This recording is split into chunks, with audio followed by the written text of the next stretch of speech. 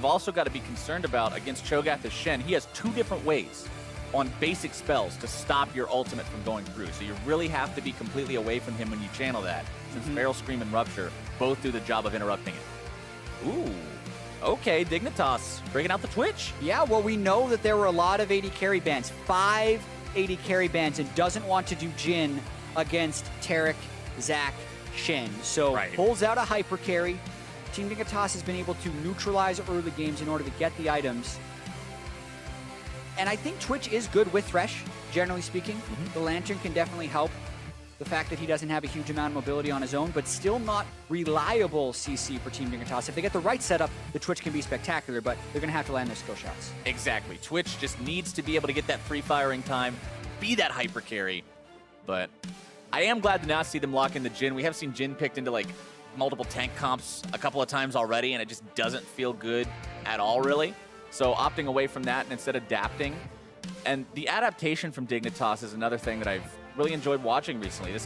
This team, I was talking about it earlier, I think with Azael, about how a lot of times when you see a team that's around the middle of the pack, if they're playing up against another middle of the pack team or even a top team, sometimes they'll just play reactively the entire time. They'll just say, okay, how can we respond to this? How can we stop this from getting out of control? But Dignitas just seems so decisive these days. They seem like they really have a game plan and they're sticking to it. And that's a lot of fun to watch. Yeah, and it's not like they're just drafting off the tier list. Because you look at these team compositions, and they are completely unique to the Game 1 champions. 10 new champions in this game. Well, here we go. Second round between Dignitas and Cloud9. C9 got to find the win here if they want to keep this series alive. Otherwise, Dignitas will take another 2-0 against one of the usual top contenders in North America.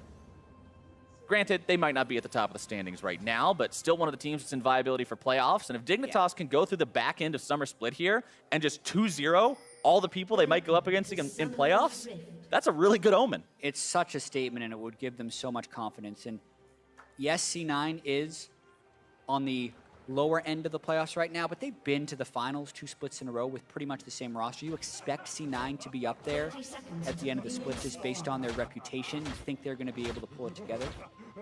See if they do an early invade here with the Taric. Taric's stun can be very good at level 1. It's been recently buffed to do 100 damage at rank 1. Yeah, the base damage on that thing is insane for the first level, especially if you end up getting into a situation where your opponents would face check you during the level 1 and he gets it off onto multiple people. It's just a nightmare. So very understandable why Dignitas doesn't want to try anything cheeky moving into Cloud9 territory at the beginning of this game.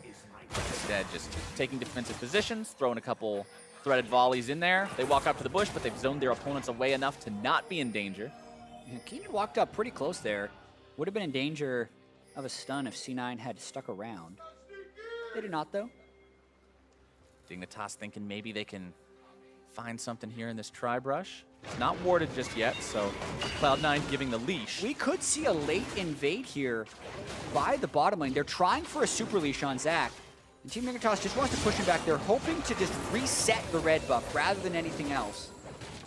Really want to stop this super leash, but Contracts moves over in time, finds his way onto it. He'll secure that as Someday gets smacked around a little bit by Impact. Low HP for now, but what you got to remember about Cho'Gath, he gets a lot of regeneration by killing minions. Yeah, but he's going to need a lot more there. I mean, he's got Doran's ring start, and Shen's early trading with his Q will outpace Cho'Gath's early trading with his E. So Impact wanting to play this matchup. Shen not known as a lane bully, but neither is Cho. So if Impact can get a huge lead in the lane here, could really put Someday in a deficit. Big boost in the fan vote for Dignitas in game number 2 after the performance in game number 1. They were at 20-something the first time around, now up to 40, so got some more believers as Shrimp makes the level 2 gank at the top side here onto Impact, getting down multiple auto attacks at point-blank range, and you know how bad those hurt when you're up against Graves. Yeah, time the gank to try and relieve some pressure, but Contracts had that super leash. He's level 3. One level up over Shrimp, but Zac versus Graves isn't really a 1v1 fight that Zac wants to take in almost any situation. Shrimp getting himself back into his own jungle. Contract still hangs around. Impact using the TP to get back into lane after healing up. Doesn't really have a lot to work with here. I mean, you're still talking about a Dorian shield and a potion, so the gank came so early he didn't get a good back. Yeah, the question here will be, can Shrimp not fall too far behind the jungle after giving that level 2 gank? Because it was pretty necessary to help Someday out, and it set Impact back a little bit. So Impact was smart enough to save his skill point at level 2 to be able to skill the taunt, but as far as taking trades, you would want to be able to go W second on Shen to block auto attacks in melee versus melee trades. I think that's what Shrimp was hoping he would do. Very nice death sentence on the sneaky from Adrian. As Contracts, again, shows up into the top side. Taking the gank onto Someday, who flashes away from it, but Stretching Strike will still find the mark. As the taunt comes in from Impact, and Someday is not long for this world. First blood over to Cloud9. Oh, Zach, don't even have to land the E to get that Q onto the opponent. Someday flashed early. That meant the rest of the CC could line up, and both Impact and Contract save flash, so they can do that again. And let's not forget, you don't normally have to land Q either. Just throw it at a minion, then right-click the guy. Right there, forces the flash early, but he still hits the Q, smacks him into a minion, taunt through. And with no Graves there, it is just Someday falling. He does have teleport though, so the return gank is what would really set him back in that lane. Currently, it's just a kill for Contracts. Adrian with a very nice dodge on that stun, sidestepping both as another death sentence finds its way onto Sneaky, who's forced to blow both summoner spells to escape certain death as the roam comes in from Keen. Yeah, and smooth as exhaust. Adrian just weaving through exactly the areas he needs to, but Contract's looking to take this lane over. Remember, there is Taunt Flash available if they want to go for Someday here. Oh, the camp is strong with this one. He makes another return trip. Someday knocked up into the air, tries to pop the Rupture to get himself away, but help is not coming anytime soon. Contracts picking up yet another successful gank for himself. And Shrimp trying to do everything he can on the other side of the map, but that top lane is just going very awry. One of the reasons I like Cho in the jungle, because there you see the early laning phase can be exploited a little bit. You don't expect it to happen with the Shen, so having Impact and Contracts snowball off the top side, not something Team Dignitas was expecting. Definitely not, and with that Shen getting bigger and stronger, he'll be able to itemize that much more effectively against these heavy auto attackers or the strong mages on the side of Dignitas. However he wants to do this, he'll be in a good spot to be strong in this mid game and have really impactful ultimates. Yeah, already Bomby Cinder completed for Contracts, so he's not going to slow down anytime soon. Honestly, the changes to Cinderhulk, one reason why we're seeing a lot of these tank junglers again, just because the item dropping 200 gold from the price point makes it just so much easier to not have to go out of your way and have a bad back time. You can go back at a natural back timing, still pick it up, keep farming, keep being effective. Exactly, because you look at Shrimp, who's gone for an early longsword, and that's what used to outpace the warrior junglers more so than the tank junglers, is they can always be building damage and increasing their clear on the way to their items, and tank junglers couldn't do the same. Contracts is already level 6! Ooh, the nicely timed play, though, as the shockwave finds its way onto Keen. Adrian is just mechanically on it in game 2. Yeah, he has been pulling off a lot of plays. Getting that flay back, very key to not allow Contracts to chain with his Zac ultimate. Keen also just absorbing that shockwave from Jensen. Again, from Contracts, so much pressure from this guy in this game. Manages to slap Keen backwards onto the minions, forces out the flash from him, and Contracts is phenomenal from the jungle this game. Yeah, he's taking over this game. Can casually go take his Raptors in red, get closer and closer to level 7, but he's out-leveling the game and also has been incredibly active with his ganks. I mean, he's higher leveled. He's had more ganks. Shrimp's just being completely outdone in every respect from the jungle this time around, which is very unfortunate because on a champion like Graves, you want to be able to try to carry. Yeah, one of those questions was how can Shrimp recover from the early level 2 gank? Those things are very costly as a jungler if they don't get you a kill. It's very annoying to the enemy top laner who thinks, oh my god, this guy's camping me, but you lose a lot. Shrimp's jungle was pushed behind, that bought time for Contracts to gank. Knowing Shrimp would probably be hard farming for a while, because when you early gank, you leave a lot of your jungle up and need to spend the time later to farm. He's also been able to get the flash out of Keen, so he wants to come back. And he's got so many avenues and paths from which to do that. Remember, just the fact that he is Zac presents so many new opportunities for him like this. Jumping out from the Wraith Pit, potentially, but having to cancel it out, not knowing really where Keen's at, means he can't do that with any reasonable amount of certainty. First Drake's Infernal, too, by the way, so if this keeps going crazy, you might see attention down there as Adrian connects another death sentence onto Sneaky. Adrian and Alltech not struggling at all in the bottom lane this time. Yeah, I mean, Adrian is just weaving hooks. I don't know how that made it through the minion to hit Sneaky, but it did somehow. Looking at that bottom lane, definitely been crushing so far. I mean, look at the stats. 80% KP, 5.75 kills per game, almost 1,000 gold up at 15, and another hook, this time only onto the turret, so not really where he wanted it. Yeah, didn't have the minion wave, but will still get the cooldown refund on his death sentence and allows Alltech free time to farm up. Both supports went coin this game, too. Yeah. I'm glad they're catching on because you just got to mouse over the gold and say, he's got way more. It's like, this thing gives me 500. This gives me 1,400. Not really too difficult to crunch the numbers on that one, but still hard sometimes to adapt from the old ways that players have become so accustomed to for so long. As Adrian and Alltech make their roam up towards mid lane, but they walk right over a ward and their plans are foiled. Wards in the river being very crucial here. Contracts is going to go for that dive, and it would have been counter ganked if they didn't have the river wards to see Alltech, Adrian, and Shrimp coming up that way. Because Contracts is again hanging out topside, though, this is the sign for Dignitas to go for that Infernal Drake I was talking about. Any sort of chance you get to go for that is one you want to take. Someday, trying to flash away from Contracts there, as the Let's Bounce doesn't really accomplish much of anything thanks to the flash. Someday is just got to be frustrated with the amount of attention being paid to him right now by this Cloud9 jungler. Yeah, he's getting camped, and he needs to make sure he can keep his farm up. So far, he is at least getting his CS, and you hope for his sake that Impact doesn't take over. But you can see Impact has gone early Spectre's Calum, probably going into a Titanic Hydra. That's actually a really good dueling build if you get to it early on Shen, and Impact should be able to win that 1v1 against Someday for quite some time. I do want to mention that Infernal Drake picked up by Dignitas will also be very effective for this composition, having a hyper-scaling AD carry as well as a damage-heavy jungler. They'll get a lot of extra use out of that multiplier for themselves, so a nice early pickup. Again, going back to what I've mentioned time and time already, Dignitas seeing opportunities and chances to punish their opponents and taking them. Okay, Contracts is camping our top laner. Life is really, really hard for Someday.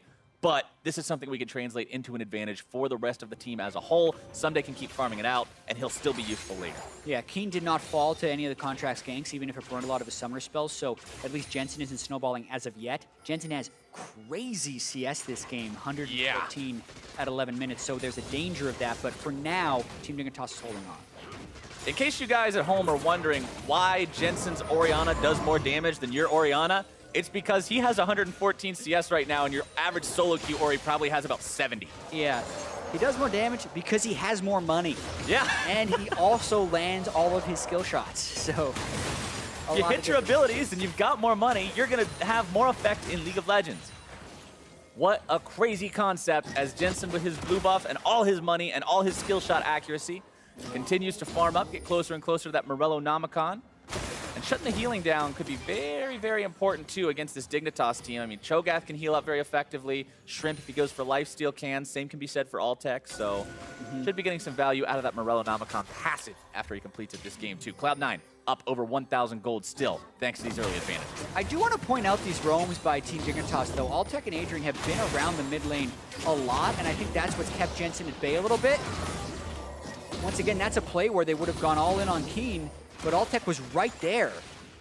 And even with all the roaming from Adrian and Alltech, they're still doing well in the bottom lane. So stand-up performance by them so far. Impact just taking it to Someday 1 versus 1 now. Contracts has given him enough help that he no longer needs it. He can just deal with Someday point blank like this. Adrian's play not finding the mark this time. Contracts purposely aims it to the side. As now Adrian trying to get himself back. Alltech exhausted. Stand United coming in. Let's bounce, taking Adrian over the wall. Alltech has to flash. Comes the dive. Iki gonna be protected, but he's below almost 100 HP. Barely able to escape for now. Smoothie and Impact getting themselves back as Shrimp goes over the wall, starting the fight back onto the Zac here as Contracts jumps back in. Contracts now leading the charge, and Shrimp will fall 4-0 Cloud9. Yeah, Shrimp hugely overconfident towards the end of that because they had already lost Adrian, and Shen had already ulted down. Someday wasn't coming, so don't E over the wall into the whole team. By yourself. Lesson 1 of many of the lessons you have to learn playing League of Legends. But anyway, big play for C9 now because they can take the turret right off of this, and that'll give them huge control of the game. Someday starting to channel the TP. Wants to come down here and try to protect this. It does get channeled in time. He'll show up, he'll clear out the wave, the dive comes in, Contracts on now to Alltech and they bring him down, but the reinforcements have arrived. Dignitas will attempt to hold this, but with a turret gone, there's no way they can. Someday and Adrian now in full retreat. Contracts wants those stretching strikes. He gets one. Play means he can't get the auto attack to land the slam, but 5-0 for Cloud9 plus turret first blood equates to a 4,000 gold lead. This is looking a lot like last game, but with the side switch. Yeah, C9 completely turning it around this game. They were winning every lane last game too, but this time they're doing all the right things with it. Contract's almost predicting that Adrian would try and play him, so he eased way over to the side of him, knowing he just has to get close. Then Altec and Adrian try and take the fight, but they just don't have the numbers right here. Tarek, Shen, enough to dive in. And Shrimp, he's all alone, man. It's just Altec and him. Maybe he thought he'd be able to get sneaky blind, but Contract's waiting on a control ward. Change the CC. King's there, but so is Jensen. Goes from bad to worse. Another stun lands from Smoothie, and this game is starting to get out of hand. Dignitas needs to staunch this bleeding if they want to have any chance, because Cloud9 is just a whole different team from what we saw in game number 1. Now, having taken down that first outer turret, they move their bottom lane towards the top side. Sneaky and Smoothie will start pushing this one out. And Someday's got a hell of a CS advantage over Impact right now. He's 30 CS up. But when you look at the KDs on the two of them, 2-0 and 3 versus 0-2-0, and look at the gold difference, it's still Impact who's 500 gold ahead. Yeah, Impact has had the more influential plays this game, for sure. Team Dignitas still unable to find their way onto the scoreboard, and some of this can be attributed to how dominant they were in the first game. Sometimes when everything is working for you in one game, it carries over into the next, and you just think every play is going to work. Things like Someday teleporting into that turret or Shrimp going over the wall just scream overconfidence to me, whereas they are behind this game and they have to change the way they're playing. C9 has changed the way they're playing. They were actually a little bit more controlled in the early game than they were in game 1. You didn't see the same type of invades from Contracts, but just executing on their plays and now going around the map trying to take down the outer turrets and make this a quick victory. And Contracts didn't bother with that heavy invade style like you would see from the Kane. Instead, just going on the Zac, playing this constant ganking champion and being an effector of every single lane has done wonders for Cloud9, who have just adapted so well against Team Dignitas. Being on blue side and allowing themselves to have that first power pick has really put them in a spot to take over this early game, and now Rift Herald will give them even more tools to push those advantages. Yeah, Shrimp trying to get the second Drake here. They should be able to get it, they would be able to give a consume over Someday if he hadn't used it on a minion, but the gold deficit getting a little bit out of control of these Drakes not going to matter as much. No, Drakes aren't going to help if you're 4,500 gold behind. They'll alleviate it a little bit, but you're going to need a lot more than that to stay relevant here as Dignitas. They need time to scale. They need time for Twitch to become massive, for Cho'Gath to get those stacks, but Cloud9 will not give them that time now as they demolish this last tier 1 turret, completing that outer ring and giving them even more map control. Yeah, and C9 has so much playmaking in this team composition. Zac can jump in with Orianna. Shen can ult on top of that. You can get the Tarek ult to give them invulnerability onto the turret. They have a lot of ways to convert this lead as well. One thing you would want to point out, though, is they, with this control, should have probably had better Drake control, because having an Infernal and an Ocean would really help them snowball this to victory. Still can't really criticize too much, though, when you're 5 kills to 0, 5,000 up, 17 minutes in. 100% kill participation on both Impact and Contracts as well. These two putting in a lot of work for Cloud9 in this second game. Have to see if they can keep it up as we enter into the mid-game portion with all those outer turrets destroyed. That means that Cloud9 will now look to find more rotations, get more vision and information down in the enemy jungle, and try to just choke Dig out of the game. But Altec and Adrian will do everything they can to stay in this one. We were talking about how successful these guys have been since being paired up as a duo. Yeah. And if they can get to the late game, if you can hit a 5 or 6 item Twitch, you always have the one Twitch, one team fight win condition. Yeah, absolutely. They are 7-1 since teaming up on Team Dignitas as a game score. 3-0 in matches. 1-0 up in this series, but as we mentioned, things are looking pretty grim, and he still hasn't completed his Blade of the Ruined King. Speaking of Blade of the Ruined King, that's actually the second item for Shrimp this game, which we've seen a couple of Graves build adaptations from him today and yesterday, and usually it was Warrior Black Cleaver was the old school Graves build, but now we've seen Blade of the Ruined King. Some people have gone Death Dances and like solo queue. There's been a lot of Duskblade in solo queue ever since the changes to it, but when you're up against such a tanky lineup like this, Duskblade doesn't feel defeating. Yeah, I don't think Duskblade is a choice against Zach Shen. Blade of the Ruin King does make more sense as long as it's followed with the Black Cleaver to then get your Armor Shred in. But we're talking far into the future there, and Team Dignitas needs to get out of the here and now. That's sometimes the problem of those builds when you're thinking 2 or 3 items in the future. You just never get to 2. Your eyes are so far towards what is going to be happening 20 minutes from now, you don't notice that everything is being lost right now. As the Rift Herald is summoned in the mid lane, the tier 2 is the goal for Cloud9, but the Weaver's Wall will not stop Shelly from making her way onto the turret. They're trying to use the ultimate from Taric to keep Contracts alive, and they will successfully prevent that death from coming through as a huge shockwave hits Dignitas. Finding 4 members, the tier 2 falls. Cloud9 continues pressuring forward, and Contracts will live yet again. Rift Herald continuing to push forward. The eye is exposed.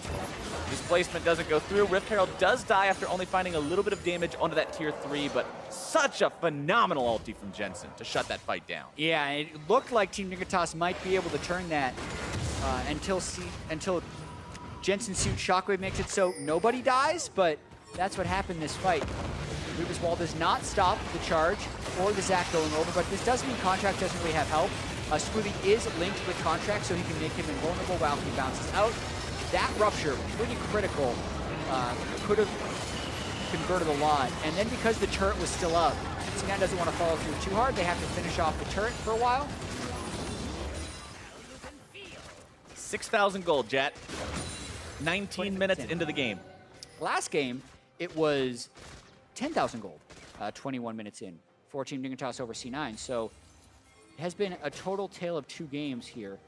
Last game also ended 3 minutes from now. Yeah. So, Cloud9, as good as they're doing, I don't know if they'll be able to match Dignitas' clear speed from game number 1, but they are still looking just incredible as a team here in game number 2. Knight's Vow done for Contracts as his 2nd item. So that'll be very useful for keeping those carries alive and allowing them to continue pushing this advantage further and further back into the Dignitas base and taking us towards that game 3 that they want so badly. Yeah. Remember what's on the line for these teams. They both want to make a statement with only a couple of weeks left of regular play in Summer Split 2017. Playoffs are coming up soon. Yeah, I mean, Team Dignitas, 2 wins out of first place. C9, 3 wins out of first place. Even if you're not getting a first-round bye, getting a higher seed in the playoffs is pretty huge. Side selection can be very important in playoffs, not to mention if you're the 3 seed, being able to play against the 6 seed. Really good. We know how deep the top of the standings is this year. You got TSM, COG, Immortals, C9, Dignitas. There's a lot of teams up there. And then, even though Envy has shown a lot of big games, they are not considered in the same tier as the rest of these teams. So you'd want the number 3 seed if that means an easier early round matchup. Absolutely. It could be the difference between the ticket to the semifinals or not. Impact continuing to pressure onto Sunday. As the mid lane finds itself under siege by the rest of Cloud9. Contracts jumping in onto Adrian there, finding the stun. Smoothie facilitating that one as the death sentence works back onto Contracts, but he is just so tanky.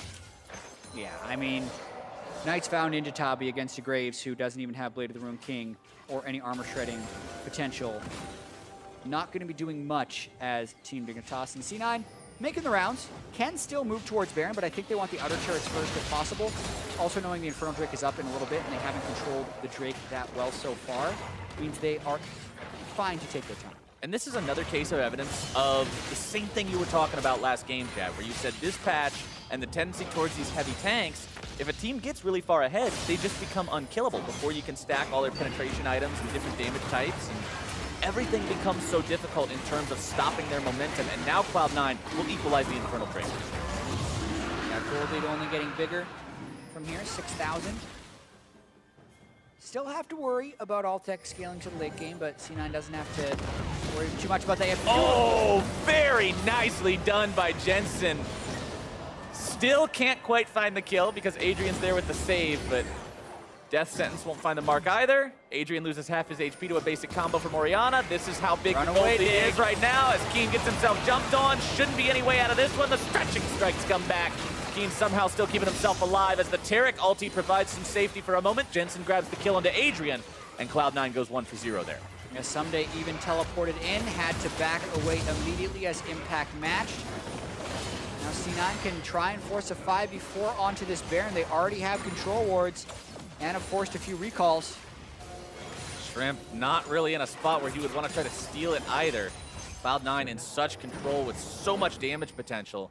Shrimp goes in even a second too early. They can just blow him up and shut down any steal opportunity that may be available for Dignitas. Altec wanting to push up, just try to create some kind of thing that Cloud9 has to answer, just buy some more time for Dig.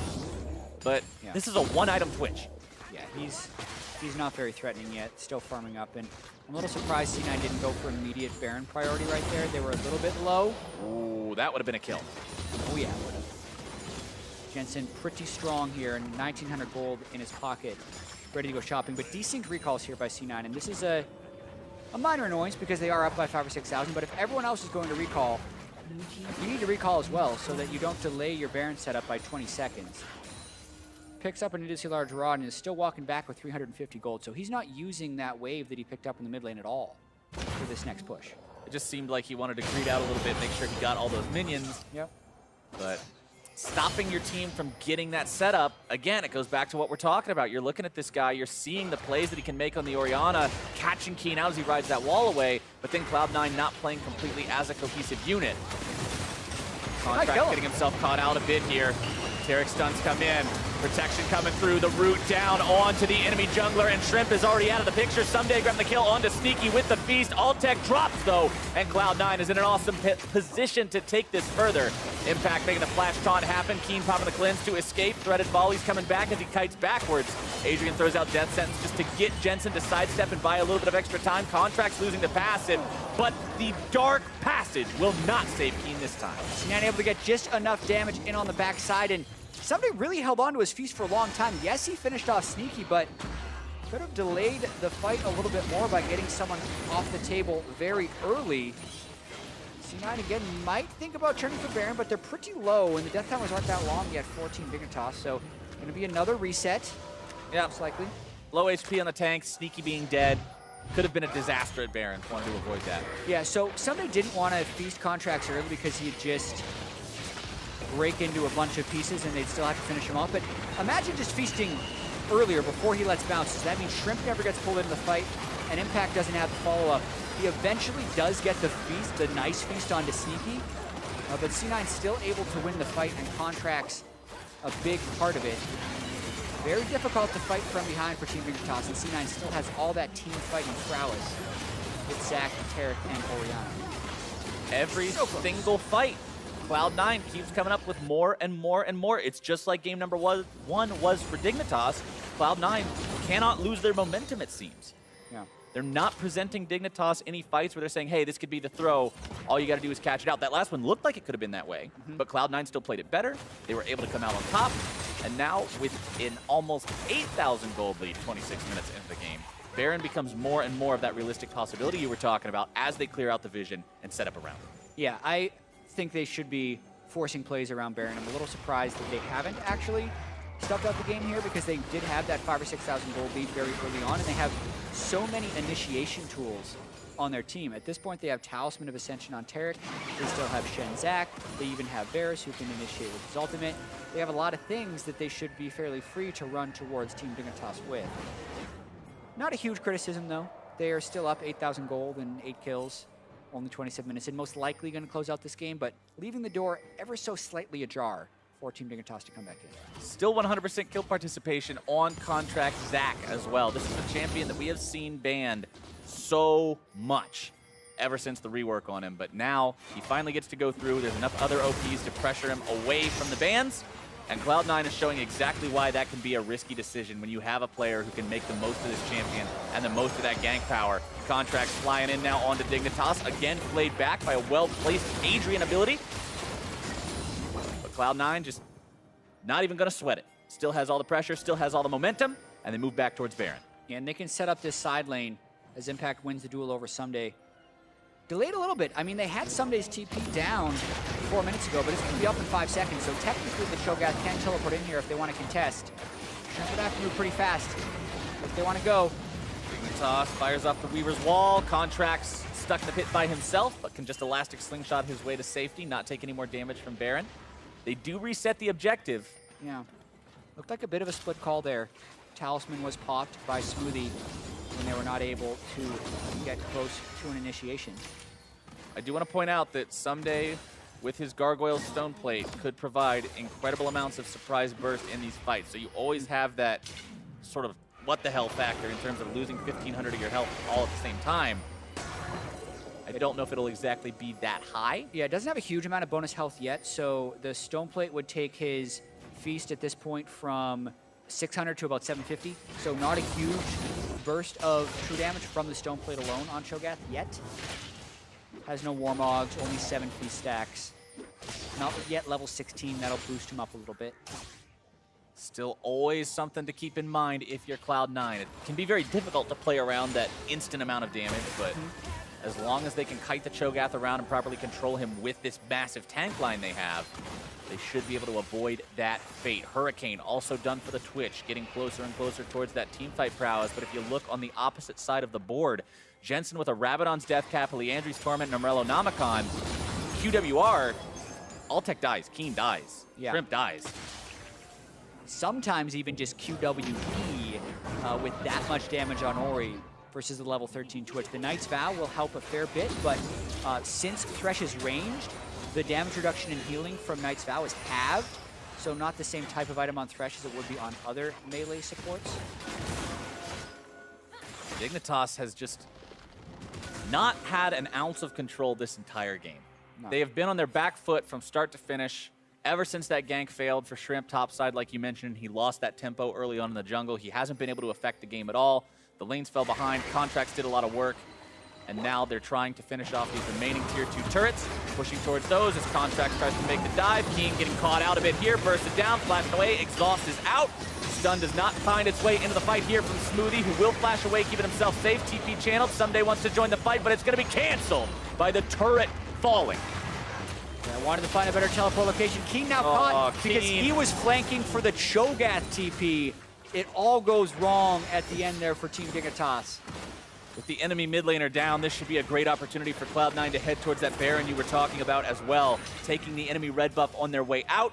Someday and Shrimp moving up, thinking that they probably lose the game if they give the Baron up here. Yeah, they have one Farsight totem left, but it's on a dead Keen. Nice delay. They have 27 more seconds. Keen could make it back in with the Weaver's Wall. Plus, they're getting mid lane priority, so Team Dignitas might stall this out yet, or just opt to trade it for Cloud Drake. That may be where they're going. That feels really bad, though. Cloud9 moving towards Baron. It's not a very realistic contest here. They have been dodging the initiations, one with the Lantern, the other with the Flash. They are running out of tools, but look, they stalled it. C9 not willing to go for these hard forces. Talk about Team Dignitas around Baron versus C9 around Baron. Team Dignitas has been doing work. I feel like Team Dignitas has just been doing so much this split to dispel those old Dignitas Baron memes, where everybody just says, oh, well, Team Dignitas is ahead, it's time to go throw at Baron. But now at this split, they are just doing so much with Baron, controlling it and knowing when to go for it. And Cloud9's Baron attempts just don't look as coherent.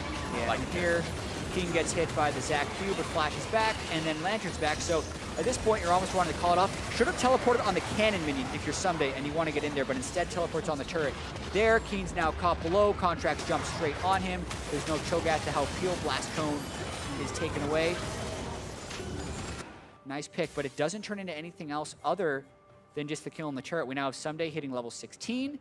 Going to empower his Feast a fair bit because he has more bonus health just from hitting level 16 and getting rank 3 on his ultimate.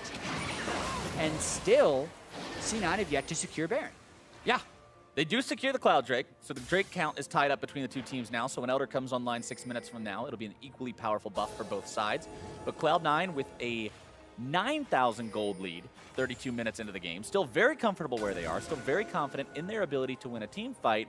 But you just always have that little bit of doubt in the back of your mind about the fact that they haven't been able to make any more major steps towards winning the game in the last few minutes. Yeah, I mean, they've only suffered one death. If they end up getting Baron and closing it out, you look at the scoreboard, see this is a totally controlled game. But for a team that has a bunch of standout players but hasn't necessarily been able to put a standout record in the standings, this is the type of thing they need to be able to do better. It's definitely the difference between a mid-tier team and a top-tier team. is being able to make those macro calls, those team-wide movements, and say, look, we may only have a small window to accomplish this, but we should be able to get this objective. Alltech now jumped on. Contract starting up the fight, taking out that enemy Twitch is going to be huge, and Cloud9 finds their pick. That might be the one to do it, trying to get mid lane priority, but not in range for Adrian's Lantern. Lock down another pick for Contracts, and where does C9 go from here? Do they wait to peel back and set up Baron, or do they try and dive knowing Twitch is dead and they have a bunch of tanks? Trying to set up the move onto the mid lane tier 3. Contract stoning away the rest of Dignitas, taken down low. Taric ultimate comes in. Cosmic Radiance will protect these guys as they lay the pain onto the inhibitor. Backing themselves up, but still auto-attacking on their way out. Hook only finds its way onto the minion. Adrian now brought down by the dominating impact as the shockwave finds its way onto Shrimp and burns him out as well. Cloud9 pushing into the base, Baron or not. Weaver's Wall will hold the line here for a moment, but the taunt comes through onto Keen. The cleanse used instantly. Jensen moving through to the side there as the Weaver's Wall does not fully go to the edge of the map. And Cloud9 continues pressing towards the Nexus itself, only now backing away. Yeah, no Nexus turrets. They get the inhibitor and a bunch of kills, extending their lead to 12,000 gold. Alltech pushing up pretty far, and what's a 3v5? Cloud9 going right back in. Contracts with no fear. Alltech dead again. Someday in the middle of everyone, trying to get one on his way out. The stone plate is not enough, and a double kill for Jensen should seal the fate of this game. Yeah, stacking up the kills. Finally, they'll be able to go for the Baron as Team Dignitas over-chased down the stretch there, knowing it was a 5v3, and C9 turns it around quite well. Now you can get Baron. Now they get it. Now that there is absolutely no doubt that it won't be stolen. All you gotta do is be 15-1, and then you can go for the Baron. He's going for it. They want to go over the wall and try to take it, but Contracts has the secure and the shockwave to grab the kill onto Shrimp as well. Adrian running away, Cloud9 not even going to bother with this guy. They get back, they shop. It's time for the game-ending push. Yeah, 14,000 gold now, plus the Baron. Watching this one more time, just knowing they had the Twitch dead, they can be pretty free with the way they dive. Terracol comes down to draw off the damage, and Team Dignitas just being so cheeky with their defense right here. Why is Adrian up there hooking? Just give the inhibitor away. Hoping to get enough poke down to dissuade C9 from pushing through, but Jensen lands the shockwave. Keen moves over to the side. They do a lot to delay, but they lose their lives in the process, and now it's 14,000 gold lead for C9. 14,000 gold, 15 kills, 4 turrets, and the Drakes are even. That doesn't really count, but Cloud9's got everything in their favor. All they've got to do is make the push to win the game. Dignitas needs more than a miracle here to somehow hold out against this Baroned-up Cloud9 team with an almost full build Orianna, a closing in on full build Varus. The Shen's almost full build too? Yeah, I mean, Contracts would have to, with everything, with his engage, and then someday would have to land a Great Rupture and Alltech a Great Ultimate for Team Dignitas to win a fight. Contracts, I don't even think can be part of the fight for them to lose. He's just so strong. Someday, trying to flank Alltech as well, coming in from behind. Cosmic Radiance being channeled, though, as Alltech found his way onto Stinky, but the shutdown onto Jensen. Alltech now collapsed on, though, and with the trade of carry for carry, Dignitas is still in a terrible spot as Cloud9 moves forward. Sneaky Contracts in the front line. Sneaky grabbing the double kill, but he goes down. Cloud9 has lost their damage dealers, and Dignitas may yet be able to win this fight. Contracts comes back in, knocked up into the air. Impact taken low. Contracts is Blobs trying to reform. Impact wants to protect them, but Keen grabs the kill. And just as we say, there's no way for Dig to win a fight, Dig wins a fight! Alltech got behind the Weaver's Wall. That flank around any of Control Wards that would see him, put him in such a good position, and they kill Jensen before he can shockwave. Look at Alltech's path here, just being a sneaky little rat back here. Someday then gets Contracts initiation, but he's got a stone plate, so he's fine. Jensen's caught in a silence. They just feast him down. And then before Alltech dies, he takes Sneaky to 20% health. So at this point, Keen just has to weave through a few threaded volleys. A Rupture hits him. They get him down. And then it's just a Titanic Shen and a bunch of tanks trying to deal with the rest of the fight. So Keen able to maneuver around and flash away to make it a 3-for-2 fight for Team Dignitas. And that removes Baron on 3. That means no extra inhibitors are opened up during the Baron power play, and it keeps Team Dignitas in the game.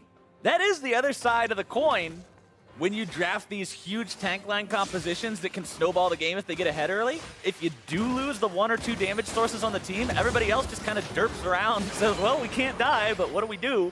Oh, Shrimp may be in some and trouble. Adrian are in a fair bit of trouble. The teleport is canceled. Impact better run, Grave. from the other side. Impact top side in a 1 versus 3 as Altec and Keen and Someday will find the damage onto him. They'll trade Shrimp away for it, though. Another shutdown goes the way of Someday, who gets his num in there and gets another stack for the Cho'Gath ulti. Yeah, Dig going for the Elder here. Looks pretty uncontestable with Shrimp being down. This will be 2.5 minutes for C9 to try and play around it. Altec is trying to be, or sorry, Adrian is trying to be cheeky on Thresh. Stealing away those Krugs. Is he really stealing the Krugs? Like, no, he wants just, to recall, but the Krugs are stopping him now. Harassed by them. Yeah, and now he's going to get spotted by a ward on his way back. He just doesn't want to get seen during his recall. Baron power play, negative 637 gold. We harassed Cloud9 for not taking Baron for so long, but they knew that that's all they'd get out of it. Yeah. So that's why they didn't want to take it. Baron was a trap. This could be big, though. Keen jumped on here by Contracts. As the death sentence comes in, Altec opens up, but Cloud9 has already taken down the tier 3 turret with that Elder Drake buff. This is a very scary prospect fighting these guys. Wants it. The tanks do damage with this buff alive. Cosmic Radiance is out. Dignitas loses 2, and Cloud9 going for the game win here. Someday and Keen have to hold this. Altec coming around from the side, but it's a very tall order to somehow withstand this assault. Someday tanks as long as he can with the stone plate. Altec opening up in the back, taunted up, brought down. Cloud9 goes for their win. They take down the Nexus turrets. They stop Dignitas into the ground in the same way they were stopped in game number 1. Another shockwave to close this game out, and we are headed into game 3. Yeah, just a perfect Zach engage by Contracts down the stretch. And he started off C9 with the big lead, and he's the one that ended up closing it out. He found the initiations down the stretch. 2-1-17 on that first pick, Zach. Contracts showing up to force a game 3. I would be incredibly surprised if Dignitas allowed this champion through in game number 3 after seeing what Contracts could accomplish on it. There was just a night and day difference between game 1 and 2. The Kayn strategy didn't work, but the Zac strategy was done to perfection. Yeah, and that'll be the question as well, because Team Dignitas is going to swap back to blue side. And if Zac is up, you're not seeing that go back to C9. It'll be a question of how many other things do they leave up to then try and pick themselves, because we have seen the first picks in both games 1 and 2 have huge effectiveness. Maokai top lane in game 1 for Team Dignitas in their 23-minute win, and now Zac for Contracts in, albeit longer 39-minute win, but still very decisive in the 22-5 kill score and the giant gold lead. Excited to see a game 3. I mean, this is a great day of games. We know C9 and Dignitas are both striving to be one of those top teams. Dignitas has been so hot lately, and finally cooled off a little bit by the C9 game. Well, to hear more about how Cloud9 tied up the series, let's send it over to the Analyst Dojo. Thank you very much, gentlemen. A nice victory here for Cloud9, but you knew it had to happen. Somebody had to leave up Zac, test the waters, see if anyone is still practicing him, see if he's still as OP as we think he is. Turns out, he's exactly that OP. That's the thing, is like, is anyone practicing it? And like, to be fair, I didn't really know if Contracts is still practicing it, but he picked the champion, and hey, that's step 1 for being able to execute on it, is just lock it in, and then, hey, it's so strong, you don't need to hit your E's, you don't necessarily need to pull people correctly with your Q, your left bounces, you don't need a 5-man one, you just gotta pick that champ. Now, to be fair, they give it away to trade for another very powerful pick that's finding its way into the meta in Cho'Gath. Right, and that's the thing, is I did clearly have a draft strategy here when they did this, because you've seen them execute on Maokai. You've seen Impact play it. It makes sense. You know that they're going to be pretty good. And if you go for the Zac ban instead of the Maokai ban, then you know they're going to get Maokai, and you don't necessarily want that. You were trying to force them to ban the Zac on blue side by leaving it up this long. Some teams have done that. We saw it get baited out once or twice yesterday.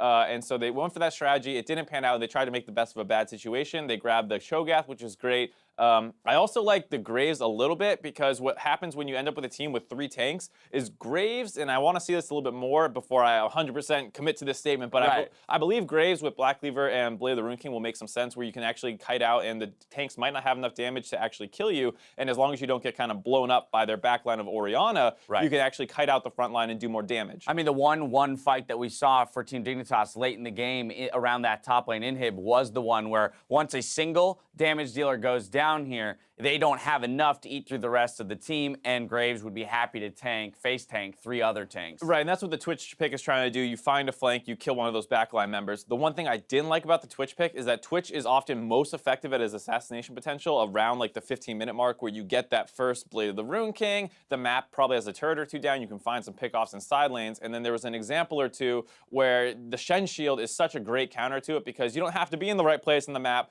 to make sure you don't get picked off by the Twitch. You just got to have that ultimate available. Exactly, and then just be quick with the R finger. But C9 got themselves off the ground in the correct way. So again, as we mentioned, Cho'Gath, a very strong champion. We had a feeling that in the top lane, left unchecked, it could get into a wild place. Contract correctly identifies, goes up top early, gets multiple kills here onto Sunday. Yep, and you see just how strong this Zac pick is. Gets the flash out with E, has the Q follow-up. Someday goes down pretty easily there to Impact, doesn't even need to see the flash taunt. Second time, teleports back in. Wave's still not in a great spot. No help coming, and another E. This time it lands because there's no flash to get out of it. Right. And another kill. And this is another situation where level 1, this is the second time I've seen a Cho'Gath try and fight a Shen level 1, and you just lose the trade horribly. And right.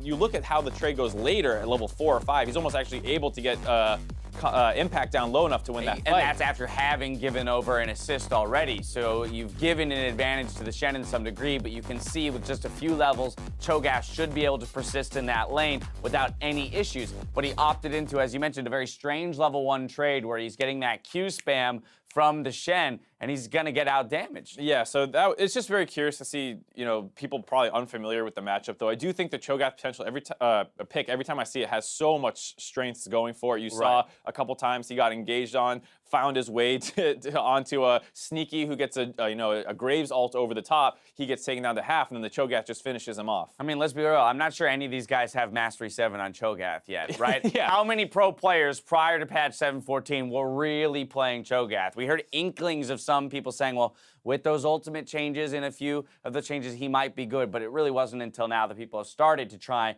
and figure out how to utilize this kit to the greatest effect. Right, and I think that's the big thing is, like, we'll see this pick become more prevalent as time goes on. Like you said, of the champions that are maybe OP right now and people are looking at, Cho'Gath's probably one that people have the least experience on recently. Right, I want to take a look at one other fight. This one only 12 minutes into the game for what was a 40-minute game. It just once again shows that power of the Zac. Doesn't even land the E here, but forces out the flash because you simply can't be around him that long. He will drag you back into his team. And then here you see the power of the Shen come in, because Sneaky gets down super low there. It looks like he probably would have died if that Shen ultimate did not come in. There was an exhaust on Altec as well, but he timed it well, so the expansion comes in after that. The Graves ult came in, but there was just that little extra shield that kept him alive.